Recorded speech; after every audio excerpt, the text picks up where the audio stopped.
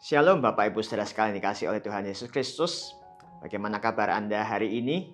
Senang sekali saya dapat kembali menjumpai Anda melalui renungan hari ini, hari Senin 19 September 2022. Tema yang saya ambil pada hari ini adalah motivasi kemurahan hati. Nasnya terambil dari Yohanes 12 ayat 3 yang berbunyi demikian. Maka Maria mengambil setengah kati minyak narwastu murni yang mahal harganya, lalu meminyaki kaki Yesus dan menyekanya dengan rambutnya, dan bau minyak semerbak di seluruh rumah itu. Jemaat sekalian, ketika seseorang memberikan sesuatu di dalam jumlah banyak atau besar nilainya, umumnya kita menyebut mereka sebagai orang yang murah hati, dengan kata lain, dermawan. Tentu kita masih ingat ada satu keluarga beberapa waktu lalu yang memberikan sumbangan sebesar 2 triliun kepada pemerintah daerah di Sumatera Selatan untuk membantu dalam penanganan COVID-19. Kita sempat dibuat kagum dengan jumlah fantastis yang mereka berikan, sehingga kita segera mencap mereka sebagai seorang dermawan. Kalau memberi sumbangan saja mencapai 2 triliun, berapa harta kekayaan mereka? Demikian barangkali pemikiran kita. Namun sayang, ujungnya kita mendengar bahwa ternyata dana tersebut fiktif. Entah apa yang menjadi motivasi mereka melakukan hal tersebut. Namun yang pasti mereka terjerat kasus hukum dan uang itu tidak bisa digunakan untuk membantu penanganan COVID-19. Berbeda dengan kisah di atas, maka hari ini kita melihat kisah kemurahan hati yang dilakukan oleh seorang wanita bernama Maria.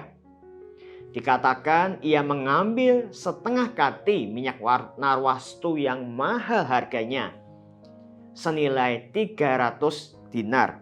Kita bisa tahu hal itu di dalam ayat ke-5. 1 dinar adalah gaji yang diterima oleh seorang pekerja dalam satu hari.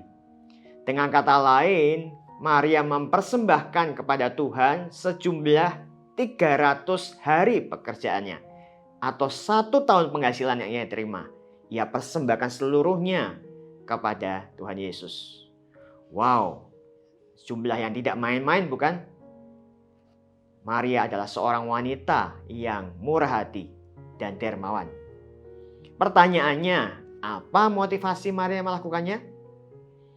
Injil Yohanes tidak menjelaskan secara detail apa yang menjadi latar belakang Maria melakukan hal tersebut.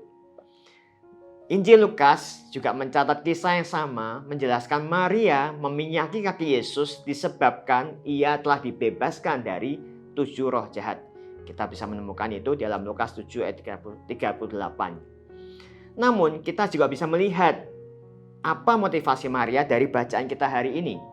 Di ayat 1 dikatakan, 6 hari sebelum Paskah, Yesus datang ke Betania, tempat tinggal Lazarus yang dibangkitkan Yesus dari antara orang mati. Memang kisah Yohanes ini tidak mencatat peristiwa secara kronologis. Tetapi setidaknya kita bisa menilai bahwa Maria melakukan hal yang ekstrim itu dengan meminyaki kaki Yesus adalah karena rasa syukurnya karena apa yang Tuhan sudah lakukan kepada Lazarus saudaranya.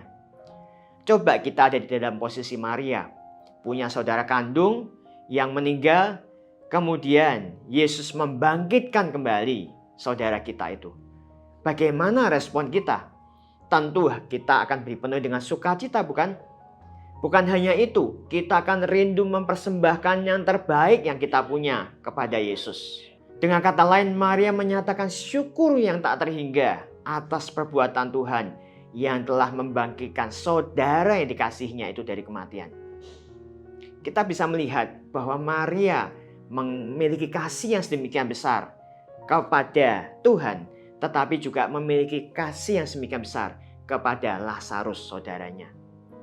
Maria mengerti apa artinya mengalami kemurahan Tuhan, sehingga ia mempersembahkan yang berharga itu sebagai wujud kemurahan hatinya kepada Tuhan. Maria bukanlah wanita yang kaya, tetapi ia memberikan jumlah yang begitu besar oleh karena ia mengerti apa artinya hidup di dalam kemurahan Tuhan. Anda dan saya pun sudah mengalami kemurahan dari Tuhan, bukan? Kita mengalami keselamatan yang sedemikian berharga. Kita mengalami berkat-berkat dari Tuhan. Tidakkah selayaknya kita belajar untuk memberikan yang terbaik?